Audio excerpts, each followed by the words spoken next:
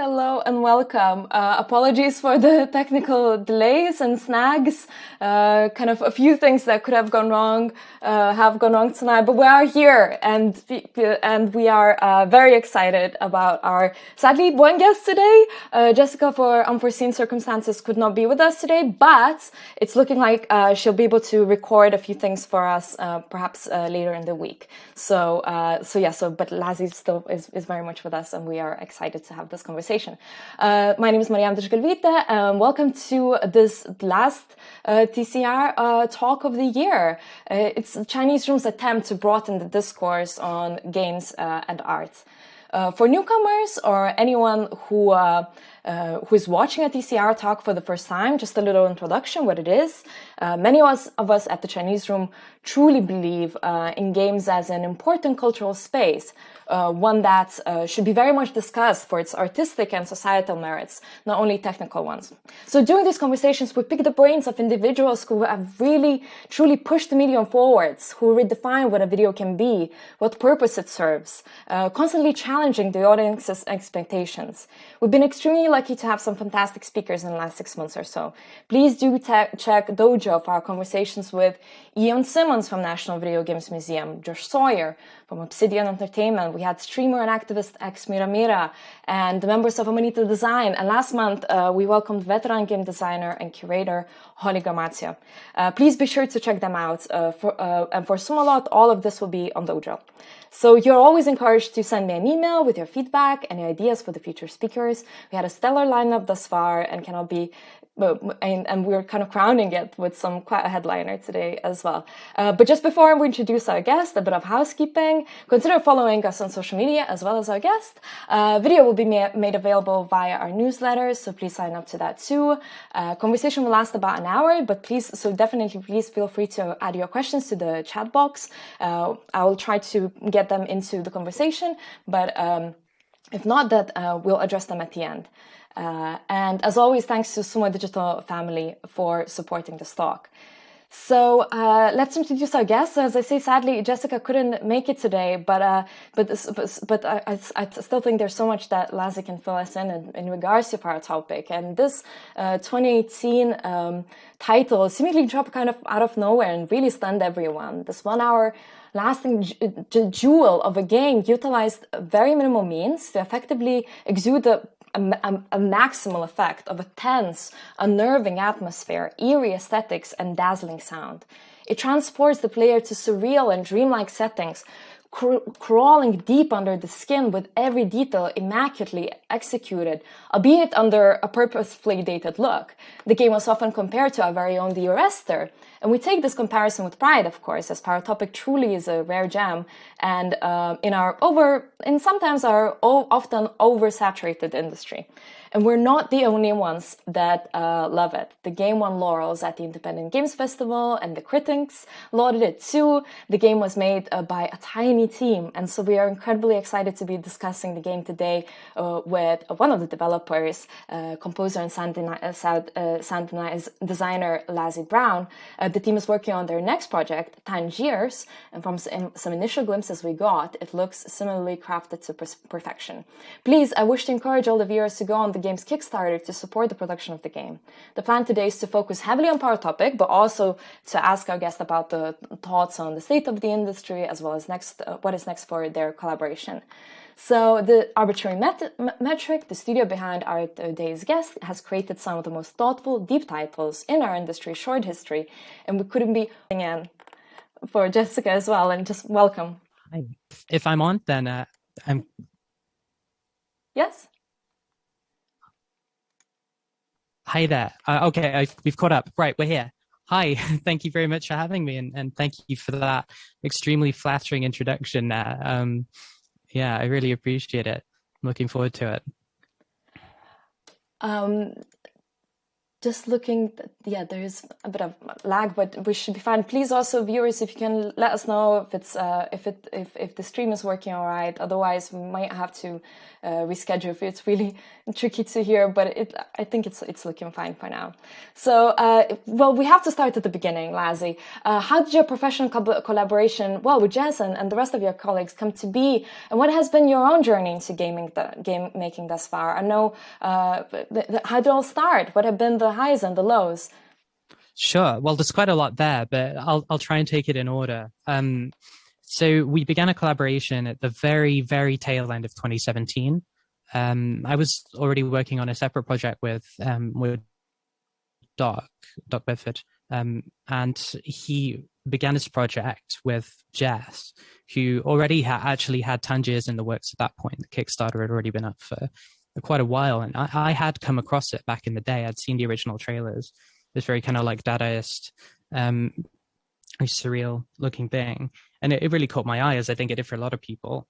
And so when I saw Doc and Jess promoting the very start of the graphics of Paratopic, or what would become Paratopic, at the time Untitled, it really struck me. And I'd done a little bit of work prior for some horror attractions, Halloween sort of like temporary terror maze type things. And so it was kind of quite in my wheelhouse. They're not necessarily the type of attractions I would personally go to recreationally. Even as the person who designed those, I ended up quite terrified, even knowing the exact layouts and where all the speakers were and stuff. But Paratopic had this, even just from those early images, very distinctive look. And that's all credit to Jess for that. I'll try my best to not to put words in her mouth in terms of the design direction there, because a lot of it was already in place when I came aboard in terms of the aesthetic. But I reached out and said, well, if you guys need any sound, and I hadn't done any games before then, nothing that shipped. Like I say, there was this other project with Doc, but that was a little over scope. And they said, yeah, let's give it a go. And I'm very glad that we did. It seemed a little bit like perhaps shooting above my capacity to begin with, but when I stepped into the Unity project as it stood, there were already shots in place, and this is the terminology we ended up using for each of the kind of vignettes in the game.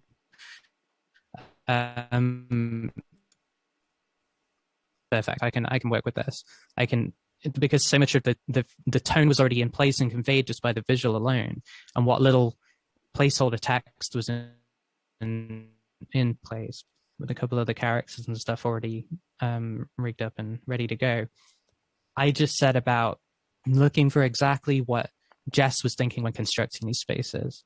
So maybe we'll move on to the creative intent of that a little bit later. So I won't go too much into that right now. But in terms of my route to games, I mentioned that I'd done that a little bit of sound design before.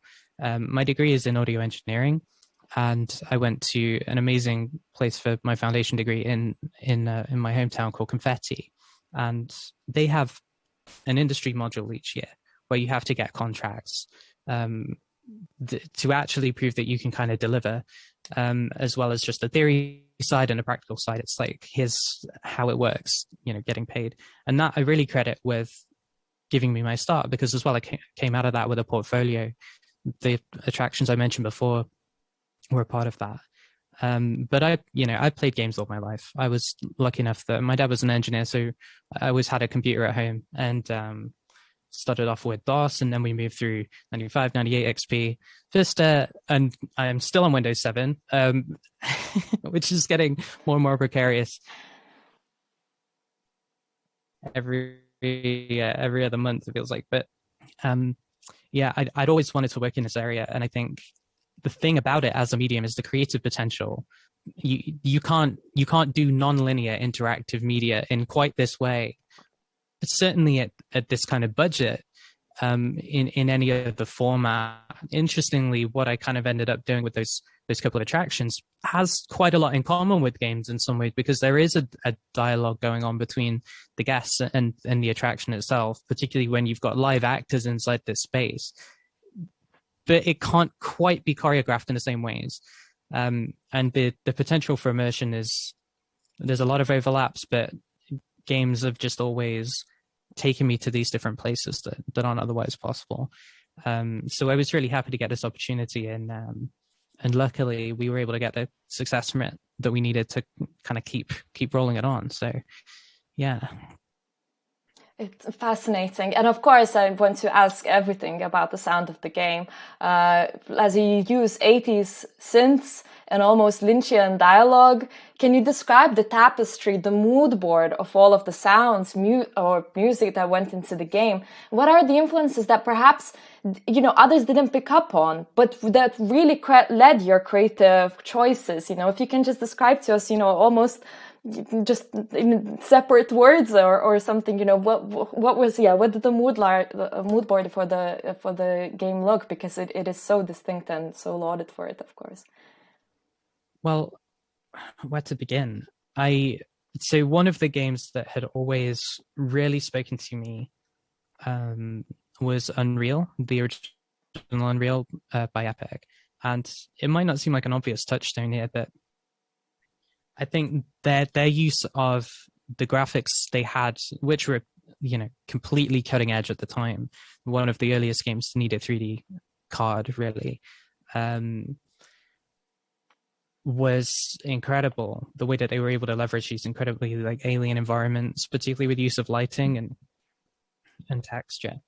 They really got a lot done. And the soundtrack as well is just one of my all-time favorites. And one of the things that stand out about that soundtrack by Excella Brandon and a collaborator whose name I'm blanking on at the moment, they also had a couple of licensed tracks. It's all produced in this tracker software, which is just a different way of sequencing music. So they, by and large, the instruments are driven by single samples. So if you hear something like a swelling kind of synth pad, it's still just a sample perhaps from a hardware synth or from somewhere else, which is then played back at runtime by the game engine, by the audio engine. So really what trackers produce is a package for that audio, and then a series of instructions for the game on how to play it back. And that means that you've got these kind of rolls of punch card, essentially, which you can watch it kind of scroll through the instructions. And those files are therefore really quite small because it's not one contiguous section of music. And you get these really interesting artifacts of the way that works. If you're playing that synth pad, it needs to loop on itself and sustain for long enough based on the instructions that it's given in by the composer. And you end up with these really interesting little kind of crossover points and blips and certain characters and envelopes to the sound, which make it's a little crunchy. It's really hard to describe, but that's got a really special place for me. And so that was one of the touchstones when it came to the design here, because while I think a lot of the comparisons people have made with Paratopic, their instinct is to draw it directly to PS1. And I can definitely see that in terms of the poly count and stuff, and the rendering. But we were PC gamers. So in some ways it has more of that in its blood. And so when it came to designing the sound, I kind of began from that point of view with, well, can I do some kind of sample driven stuff? Can I do some granular stuff? How can I give it that texture, which is kind of a throwback? And then alongside that, I think some of the conceptually, thematically, that we were running with in Paratopic was liminality, right? This kind of feeling of being between spaces and between ideas, crossing boundaries and things like that. And some of the other media that I think that's been one of our strengths as a studio is how much other media we do consume that isn't games, and probably that comes through in it. I love film. Both of us love film, perhaps different films. But I think the works of Kubrick really to shoot with a lot of symmetry, almost like still life sometimes, or landscape shots in interiors, long tracking shots. It's something like The Shining. You really feel the sense of kind of blurring boundaries. And the soundtracks that accompany those things often have a particular tenor to them as well. So I also had that point of reference in terms of Wendy Carlos scoring Clockwork Orange, for example. The radio soundtrack, there's kind of two channels on the radio you can use in the car. One of them is just arrangements I made of classical music, which was just directly inspired by Wendy Carlos' soundtrack for Clockwork Orange and her album Switched on Bach. Now, I have the advantage of being able to just like put MIDI files in rather than having to play every part myself on an actual keyboard. So the wonders of modern technology there made that job a lot easier for me than it was for her. But so that's in there as well, and that informed a lot of the use of synthesis and the types of compositions I went for. These kind of longer, flowing. I don't know if elegant is quite the right word, but I think one of the strengths of the way that the soundtracks are utilized in Kubrick and in Lynch is the kind of contrast with the images on the screen. So I wanted to draw that out as much as possible, and kind of we want to leverage that feeling of dissonance, which is coherent with the way that the shots are arranged and the way that we jump around between scenes. So yeah, I think the final thing I would say is I began with the apartment soundtrack. So like downstairs when you're waiting for the elevator, we've got this space that there's a little bit of a lag. We kind of make the player hang around, which is part of the slightly antagonistic design intent we had for formalism. But we can come back to I'm sure we will. And that was one of the first soundtracks I produced. And in doing so, I said to Jess, okay, tell me what is around this building. What's the context? And she said, well, it's not in a traditionally residential area. It's in an old abandoned industrial zone, because a lot of the game has this focus on kind of like, it's a border somewhere, a borderland, a border town somewhere. And really has a lot to say about the kind of like urban blight and decay of old industry and stuff like that. So I really then took that and worked in a lot of sort of metallic sounds strung out, weird sort of resonant tones into that, and try to infuse it with a sense of melancholy, unease, and like this is home for the character, but somewhere they probably won't be for that long. So yeah, that's kind of where I began with it. That's so much. It's incredible. And our lighting artist, Luke, is also commenting that film-wise, he thinks that he can see a lot of Memento, X-Files, and Twin Peaks, and Videodrome in there. Would Luke be correct? Yeah. I mean, Videodrome is probably maybe the most direct comparison people make, just because, you know, I think our relationship with the TV, there's so much to be said there. Obviously, there may be too much to unpack right now, and other people have said it with a lot of cogency as well, that film not least of all. So yeah, X-Files is also in there. The monster of the week kind of feel is again something where it's, how do I put it, there's a sort of I think we're quite interested in the kind of postmodern interpretation of those types of media, right? So X-Files, I don't know if I exactly enjoy it. I think it was from a place in time that serialized stuff and just the individual little vignette stories. Things have changed so much now. When Netflix, you know, drops a whole season at once, there's a completely different feel to the editing and the pacing and the character arcs and things like that. It's kind of really hard to look back. There ends up being this kind of friction there. But certainly the vibe from that show, the feeling of kind of like stepping the only way out is through, is definitely there in the DNA as well, for sure.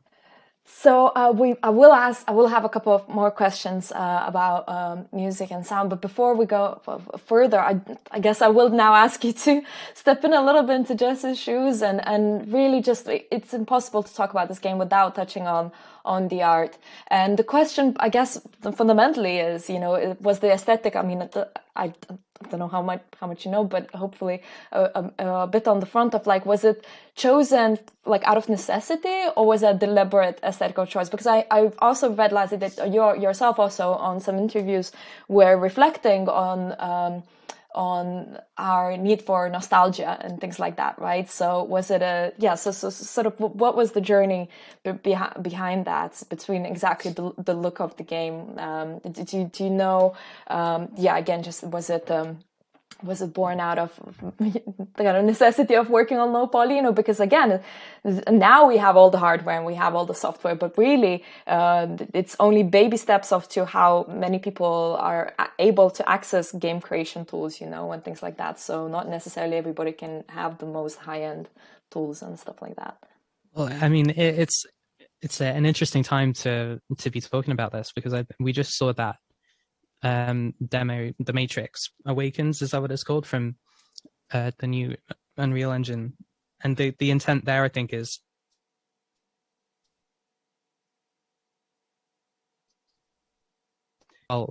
is it going to be a positive thing to bring games production more kind of closer to Hollywood film production? You've got sets that you can kind of, there's the same, I think, like kind of central casting approach to video games, and I thought that was really fascinating. But I mean, so there's kind of three reasons for the choice of the particular low poly aesthetic and filtering and stuff that Jess went for. The first one is nostalgia, because there seems to be this cycle where, I don't know if we say it's kind of like 30 years or thereabouts, where people grow up with something and then it comes back around again. And obviously it's blossomed. The PS1 kind of aesthetic, is still going strong in indie at the moment. We have our predictions for what comes next. Maybe that's a really trivial thing. I don't know. Just add 10 years. But so nostalgia was point one. Practicalities were point two, because it's not realistic to do photorealism in that kind of budget, and which was effectively zilch. And the third consideration is also that it's actually effective for what we're trying to create, which is a sense of alienation. It's a sense of dissonance, and it's a sense of kind of being like disconnected from the things that are happening in front of you, while they also have a weird familiarity to them. And so it's perfectly positioned to kind of be backward looking with the modern tools, at least, if not the modern approaches. Low poly characters, you can see a semblance of a person there, but they're very, angular, and it just activates all of these strange memories in the background and can have this really haunting effect. And that does carry through to the sound as well, particularly with voices and things like that. One of the best example, Rectly, and the filtering in terms of the kind of like aliasing. There's like a low res type filter on there. It works really well for what we're trying to achieve in terms of the kind of, we call it's tagged as horror. I don't know if it is. It's not Machine for Pigs, right? It's quite a different. It's creepy. It's weird. But there's one scene where there's something in the woods in the distance, and it kind of looks vaguely like a figure. You have the camera with you, which enables you to zoom in, but the camera, when you try to do that, gets scrambled. You can't see through the viewfinder for very long. And the filter means that character is even more garbled in the distance. So it kind of artificially limits the degree of familiarity you're able to get with it. Amnesia is one of those games where I think and Soma, I think I loved Soma from Frictional. It's one of my favorites. But there's this thing where you if you get too much familiarity with the baddies, and suddenly they kind of stop being scary.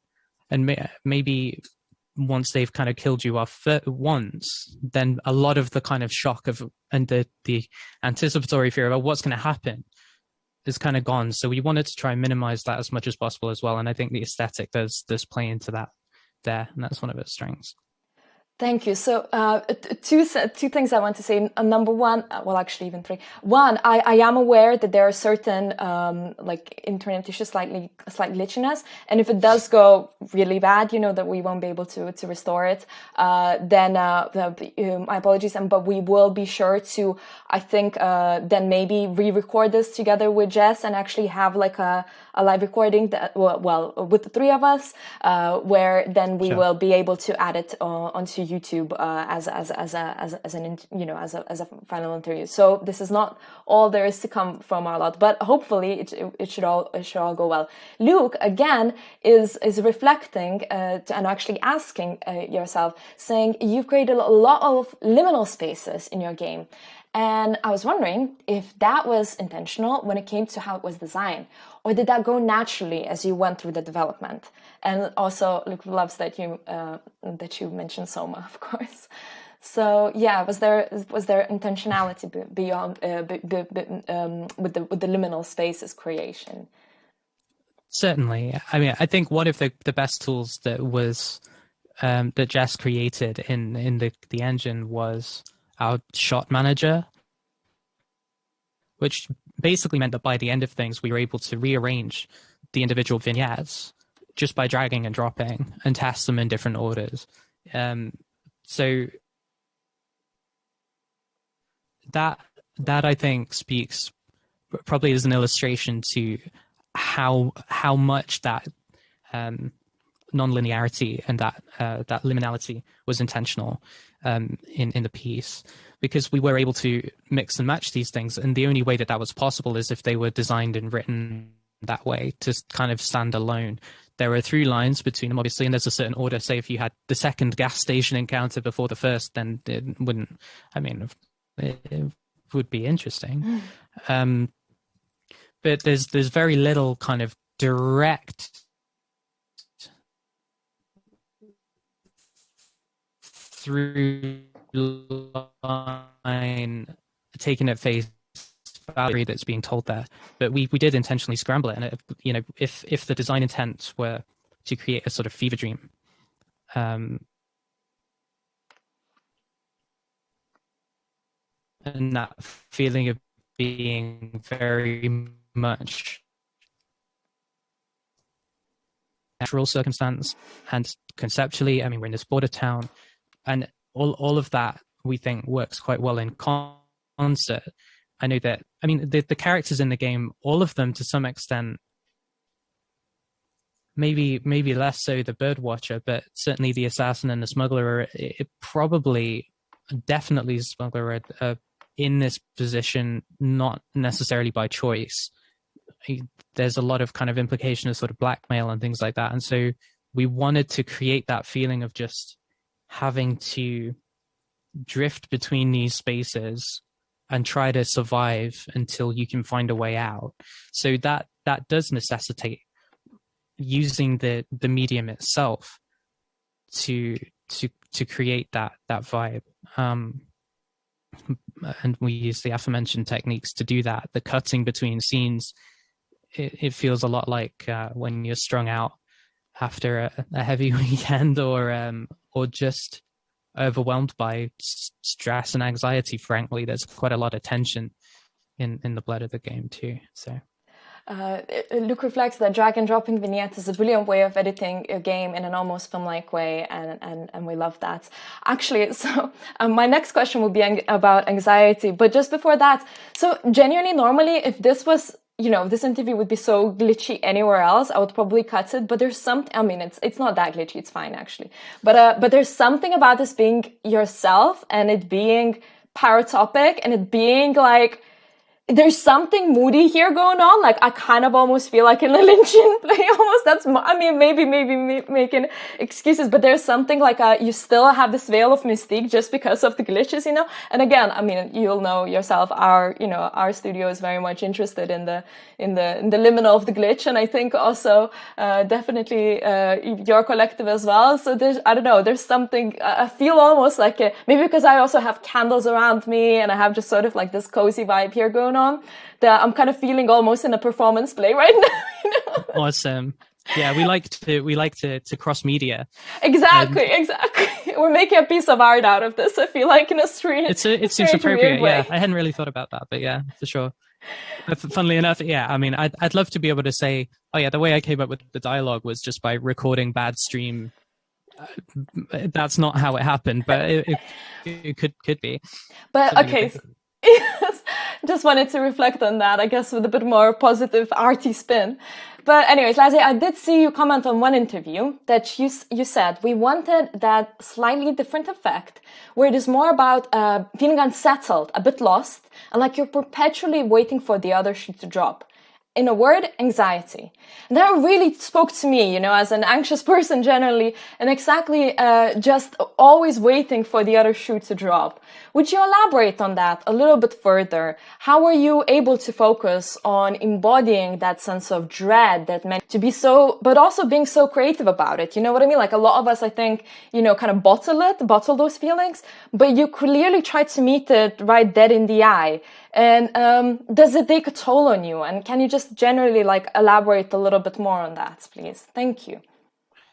So what is anxiety? I mean, it's this feeling of anticipation, and essentially the way that it works in my mind.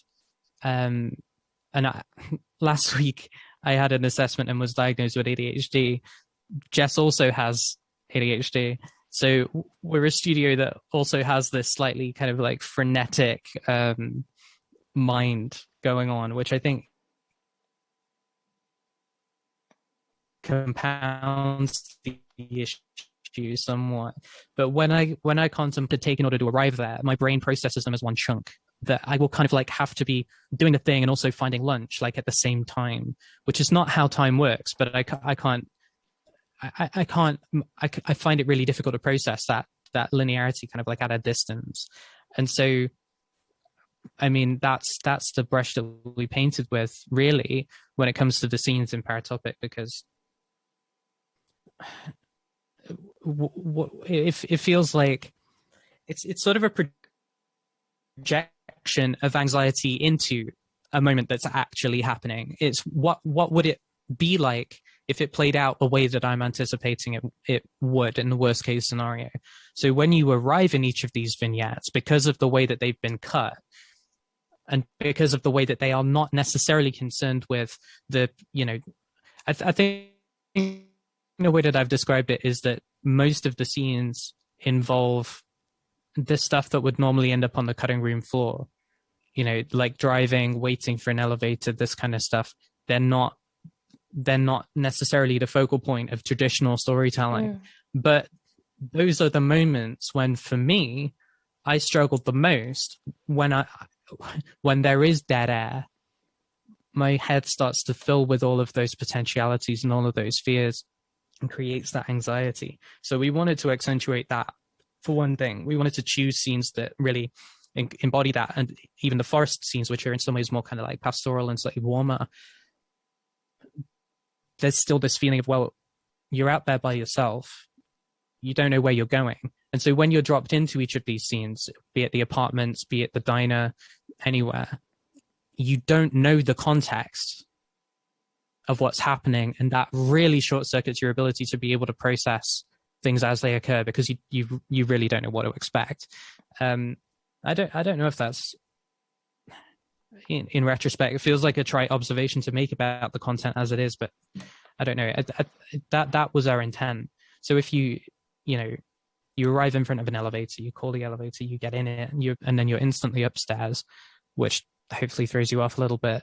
But then you see someone standing in the corridor, and the people you've met so far, one of them you've met, one of them you've pointed a gun at, have been, shall we say, a little volatile. So you really don't know how the conversation is going to go down. And that really is just a direct rendering of what it feels like to exist in the world with anxiety, kind of like any or serious anxiety, any person you might encounter on the street.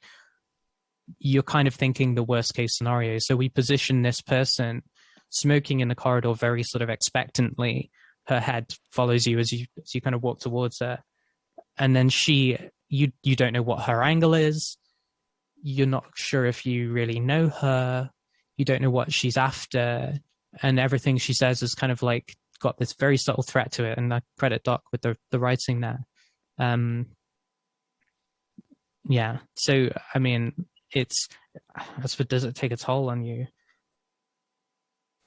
I think it was probably, I mean, speaking for myself, it was quite cathartic in some ways because, and I think even more so was the reception, that people relate to those feelings and they're able to go, this speaks to something in my brain, even though most of us have never been in those literal scenarios. There's so much in there that is commonplace. And it's really the kind of tyranny of the mundane, right? The terror of the mundane is exactly my lived experience. Putting a game together like this is what we get up in the morning for. But in order to get to making the game, we have to do things like taxes. Yeah. And that's where the real horror lies. I think we can all agree.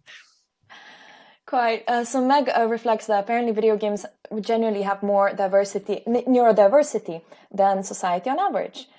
Which is, again, I think hence creates the kind of spectrum of art as well, that we are able to play with and discuss, which is incredible. All right, so one last question, Lazzie, about the music and the sound as well, and then I want to reflect precisely on that the post release. Is it postpartum, right? Like, what potentially maybe was it postpartum depression? I don't know. We'll discuss. But so and exactly reflect a little bit. What happened afterwards. But before that, so the music of the game is of course extraordinary and so dreamy, and I encourage all viewers to go on Bandcamp and buy the soundtrack right this second, or maybe after the stream. And so often we focus on music in games in terms of accolades, etc. Understandably, music evokes feelings, etc. But sound design can be sometimes a little bit overlooked. And you have this fascinating talk that you made about a year ago, presence and dissonance in audio design. Again, I would encourage viewers to watch this. And it will most certainly end up in our next TCR Recommends as well, where we kind of give game dev recommendations as well to people. So yeah, it's such a great talk. But can you tell us a bit more between the difference in your work process in regards to music creation versus sound creation? And are there challenges in the latter that can almost be a bit more intriguing?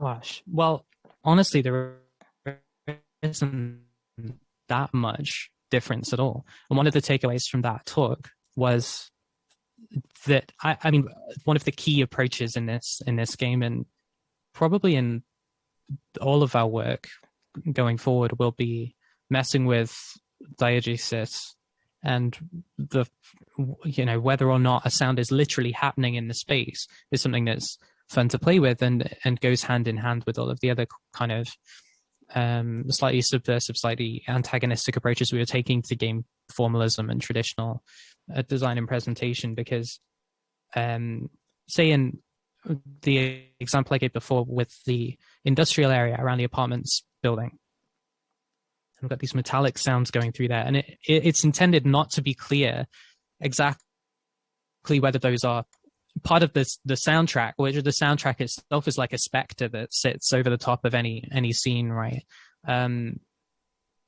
Or is in the player's head representative of something, some kind of grinding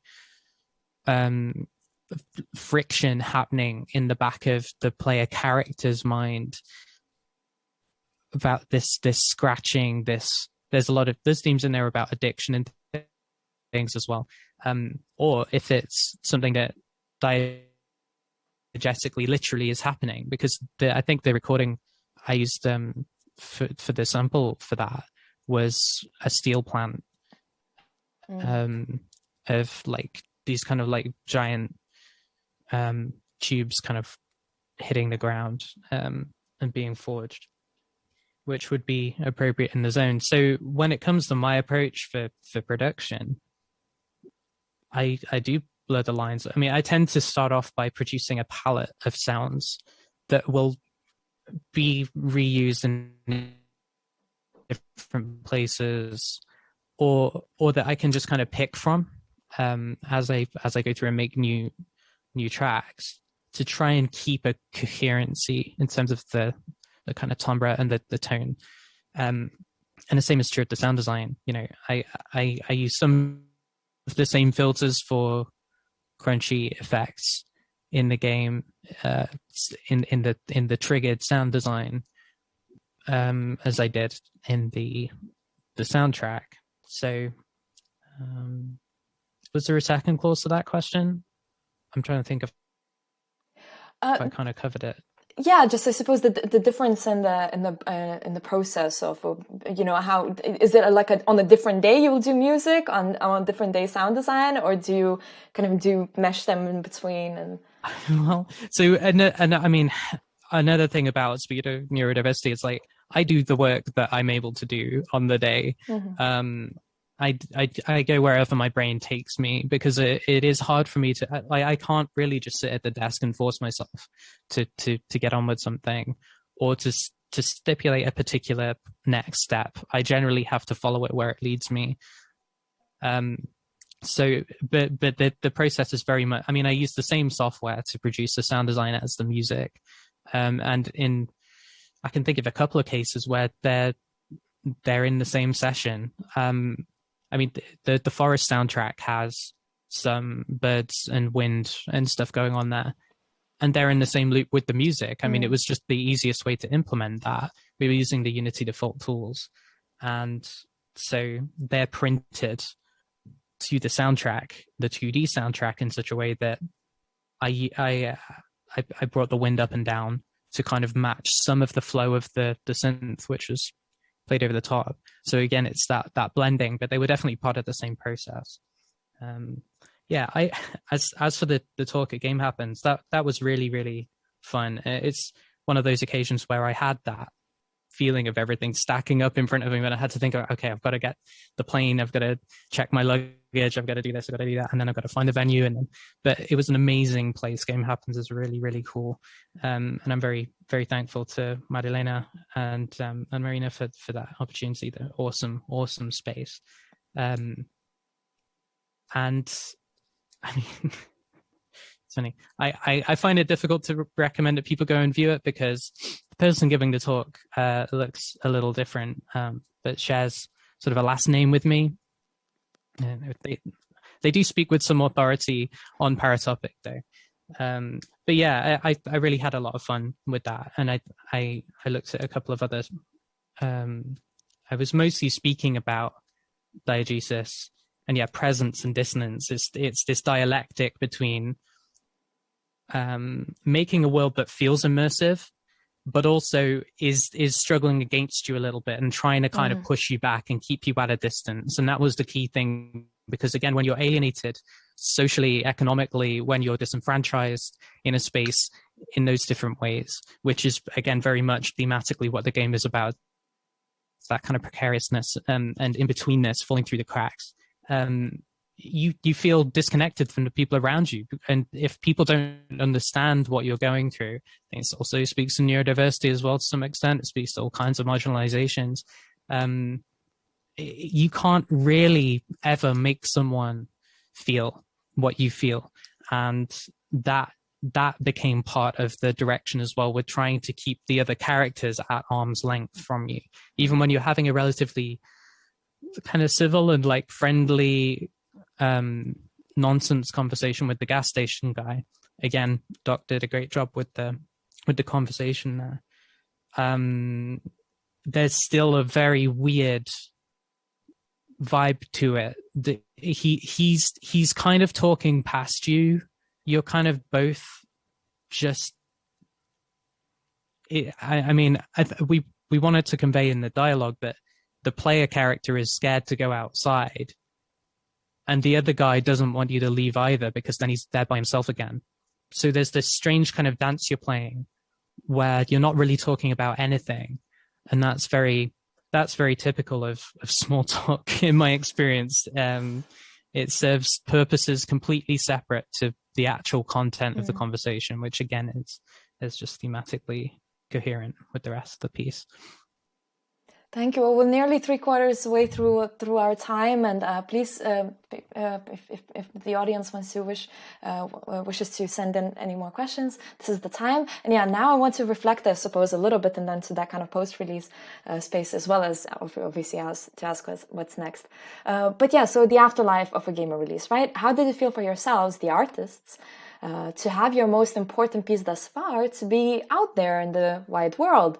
Did the team feel the need to be kind of in control of it still, or are you able to have it open to interpretations? I ask this as it seems to me that differently from other mediums that are a lot more static, games are always hoped for to be updated or released on other platforms, etc. So how did you find that entire process, I suppose, the time after? I think once you let something go into the world, it's not entirely yours anymore. And that's difficult because I do struggle with, like some people I've occasionally come across, like a friend linked me to, I really like this bit of your soundtrack in the game, and it's like a YouTube channel. I haven't put the soundtrack on YouTube though. So someone, and this has happened a number of times, and having conversations with people where I go, look, can you not, like, I decided not to put this on here for personal reasons. I don't have an agent. I'm not going through a publisher for this. Like, any money that people pay for this that pays for me to eat, So but it's a really difficult tension because there's that side of it. And then there's the, I think the much more straightforward side of it, paradoxically, where the design intent of the piece itself, the game itself, because the soundtrack is kind of like its own entity when it comes to sales and stuff. It's weird how that happens. Steam treats it like a DLC, right? But once the game is out there, it's absolutely in other people's hands. There's nothing you can do. And that was a roller coaster because I had a friend, Jonathan, helped me out with the radio talk show stuff and gave me a couple of extra layers for other voices in the game. But we basically sat here and did a conversation, like kind of a talk radio show, a late night conspiracy radio. Doc gave me the direction to look at Art Bell as one touch point there. And obviously we're just talking gibberish, but I was sat there with Jonathan on release day and we were watching people stream it. And the one we happened to be watching at the time, I saw somebody in the forest kind of walk around the back of the shed, and behind it there's a stack of like freight containers in a kind of like corner. And they crouched down to try and get underneath them, and their head went straight through the terrain. Everything. They didn't seem to react. And that's one of the things as well that works well with the low poly stuff is jank. People are much more forgiving of when things go wrong. They think, that must be a deliberate choice. Wow, that's really out there. It's not. So I scrambled, got Jess to go and fix the terrain collision mesh. But that's just one avenue in which, I mean, that recording is still on someone's channel somewhere, and that's part of the experience. That's part of what games are about. I mean, Tim Rogers just did this incredible, like, self-sacrificing, insane postmodern review of Cyberpunk 2077, which is like, I don't know, 15 hours of content or something. And he felt that was the only way to engage with that media on its own level, because there's so much in it. It is this postmodern, like, accumulation of loads of different cultural touchstones and game and like baggage from games and marketing and like games as a service. All of that stuff is wrapped up in it. And Paratopic in many ways was, in comparison, completely straightforward. You know, something we can put out on itch that just has no DRM and people love it. But when it came out on itch, we did have people responding, and there were certain points where we knew we wanted to add a bit more. Particularly in the forest, there's this shed, and if you go downstairs and knock on the door, it was a good moment. We had a lot of fun crafting it, and it was really great to see the reactions there. You know, there's a lot of, besides all the bugs, there's a lot of joy in just getting people, just seeing people kind of like break down over getting attacked in the woods or whatever. But a lot of people saying, so what's behind the door? And we're like, nothing. So we got that question enough that we went and added something, and that was the only bit of kind of like ongoing. Well, that was our contribution to the games culture aspect of constantly iterating over something that's already out there. But we feel that it's a pretty complete creative statement in and of itself. So we don't really want to kind of go back and, I mean, sequels are a different question, but that was a lot of fun, just being able to fill in the blanks a little bit and add a little bit of kind of like additional story content on the side where people really wanted to see it. So that came out in September 2018. Yeah, when the game came out in March. So when we came to Steam, we did this kind of like definitive edition that had that and one or two other little additions of vending machine in the gas station, because why not? But yeah, I mean, so after have your game on a demo in the expo hall, and so just we kind of did a rota of like watching and kind of babysitting that booth, because the game didn't need restarting, I think, and it's a completely different way for people to engage with the piece. I think a lot of the games in that pavilion were able to work quite well, but because of the nature of tiny little indie games that were on display, they're perhaps easier to pick up and play, or they're more textural. There's not this long drawn out kind of like, oh, you've missed the cinematic, so you have no idea what you're doing and you just have to follow the objective marker. You know, we're not engaged with that texture. So, but particularly with Paratopic, people can almost jump in wherever in the sequence of scenes, and it makes as much or as little sense as it would have done if they played it from the start. So there was this thing where someone would play a part of it and then walk away, and then we're asking ourselves, am I putting my thumb on the scale if I quit the game and restart it? Or should I just let them pick it up where the last person left off?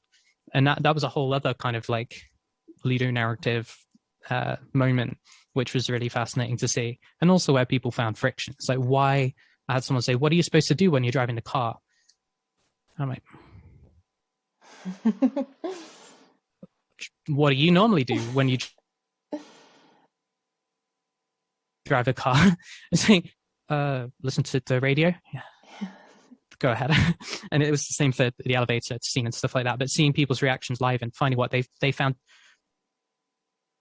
I mean, challenging sounds a little bit highfalutin, but the moments where friction was created that really made people think, we're like, yeah, this is exactly what we were going for.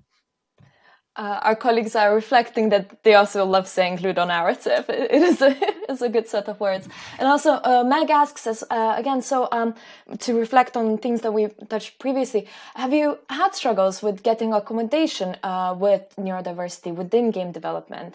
I mean, again, being indie, I suppose it's a different kind of answer, but yeah, if you could reflect on that. I've never worked for any other studio, so we made our own. We made our own house, and there was no guarantee that it would have worked because. And this is the thing: people always want to know, like, oh, how do you break into the industry or whatever? I mean, obviously, everybody's story is different, and really, it's a combination of privilege, luck, and like hard work, but also just commitment to the bit. Ultimately, like keep running with the shtick, and maybe some people will vibe with it. But I mean, I think one of the reasons why I'm here and one of the reasons I was freelancing stuff before that, and I did live sound, which was something I never wanted to do initially, but I still get to hang out while people are having a party. Like, one of the reasons I'm in this job is because I knew kind of from quite young that I don't think I could handle a 9 to 5 or an office environment. Is just not really conducive. I mean, the way that I've got the studio set up at the moment, I've learned over time that I do much better when I have the hands-on control, and when I hate doing menu diving on synths and stuff. So I try to use hardware that has kind of like one control per parameter or whatever, so that it's all there in front of me and ready to be powered up at any time. I kind of like, right, I want to mess with this one because I've just got a stroke of inspiration. But in a more traditional development environment, I think that's not as easy. And we try to use agile production now. And we try to stick to it. I mean, certainly once more money starts to get involved, you really have to have those milestones in place.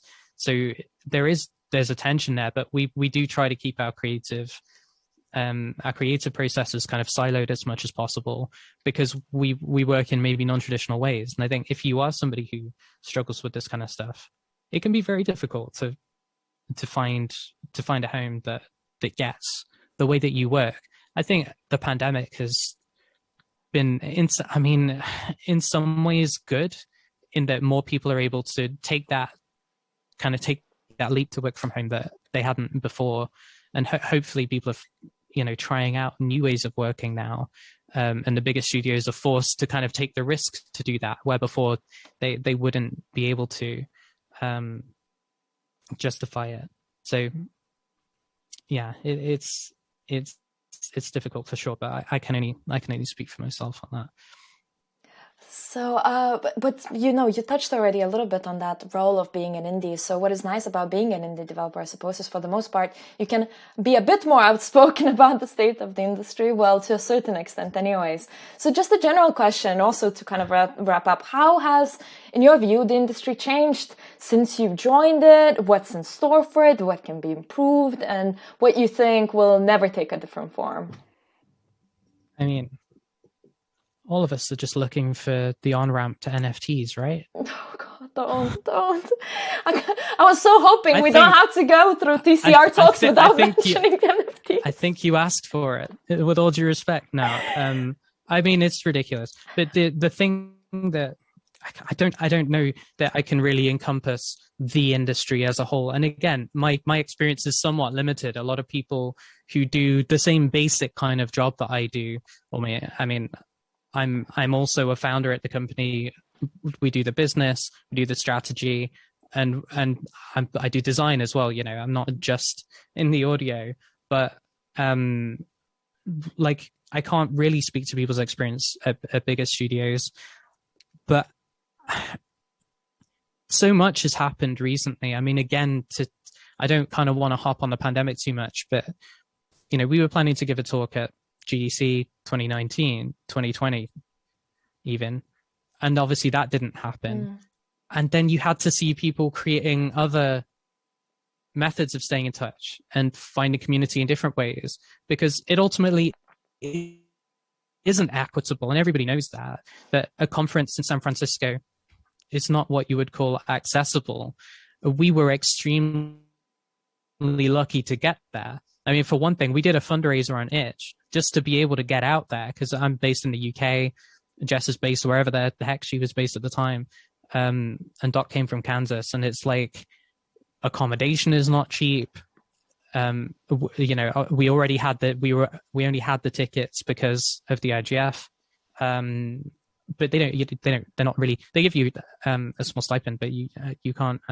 In fact, that's a lot better now. I think as of that year, as of 2020, I think nominees were given a bigger stipend and the prizes were slightly smaller, which I think is a much better way to do it, because it gives the opportunity for people to get out there with less personal cost to themselves. And that's a lot of the value of that nomination, is just like being able to engage with people and the visibility. But yeah, it was only thanks to the fundraiser and a few incredibly generous people that got us out there in the first place.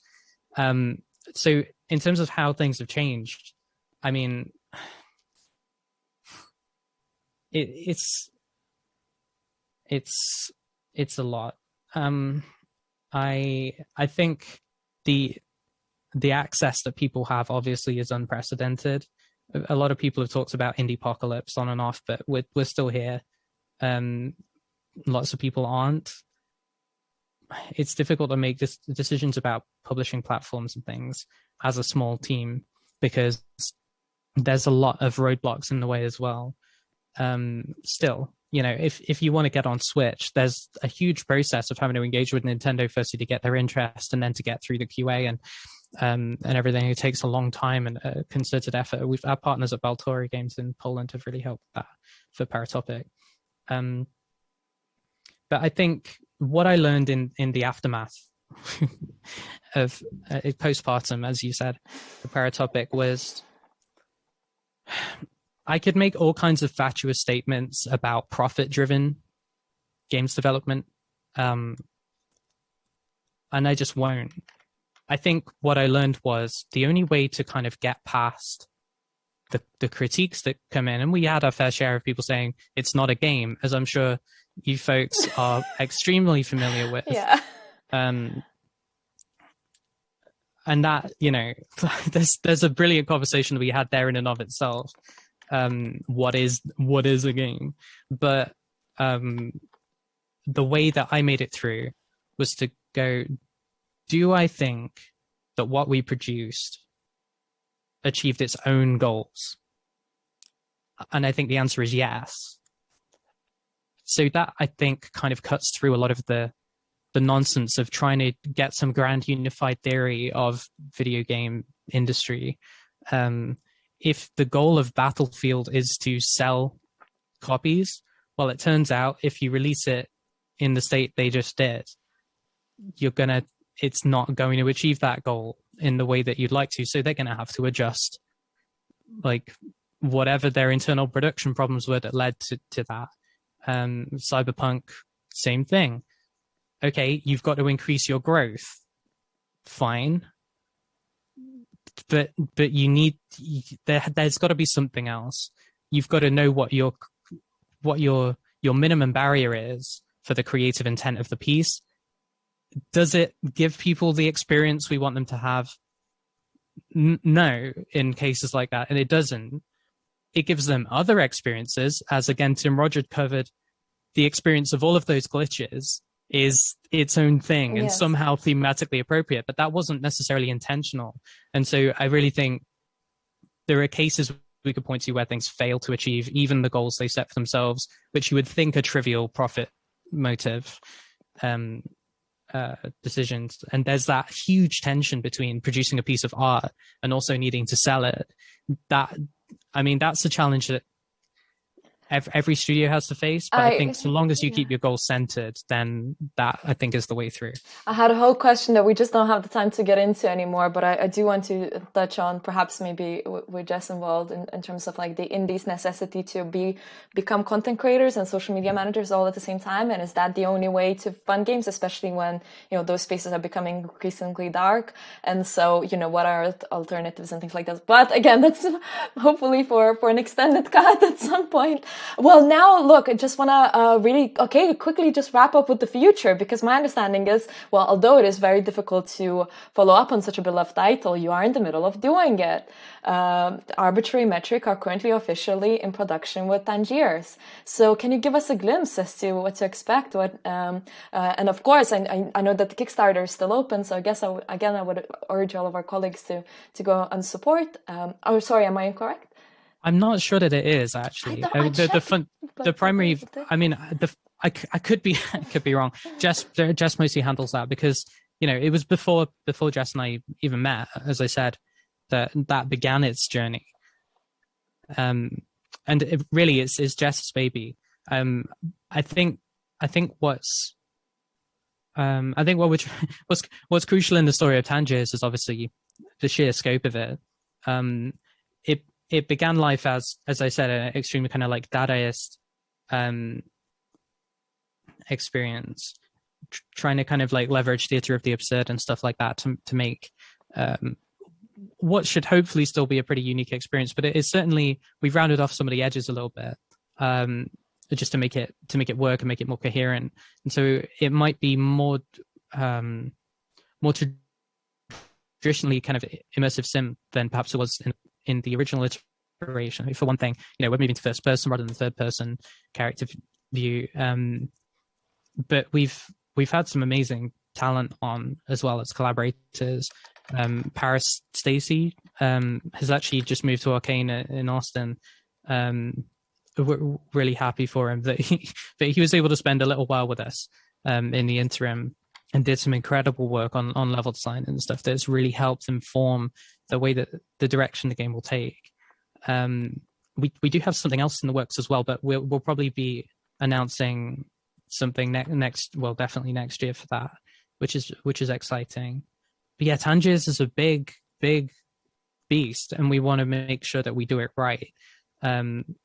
Michael Wright is a very old friend of Jess's, who was on the original team, and he's just slogging away constantly producing props and stuff to dress those environments. Because for one thing, like asset generation is a huge amount of work if you're going to do a convincing ImSim. So he's out there doing a lot of photographic texture work and just incredible graft from that guy. So it's really like it's a huge thing that we're undertaking. That's so exciting. Congratulations, though. Thank you. Brilliant. Well, Lazzie, is there anything you'd like to plug or add or reflect on? Sure. Well, I mean, you mentioned the Bandcamp very kindly. That's always appreciated. Yeah, I mean, thank you for having. I was going to say us. The kind of like synecdoche of arbitrary metric that I represent. Hopefully we'll be able to catch up with Jess later in the week, as you said. That would be our privilege for sure, and then this is kind of this talk will sit as its own separate piece of art, because there were a few bits where I was worried, it's going to go down, but to whatever extent it's a comprehensible piece of art. I mean, that's completely in keeping with the catalog. So.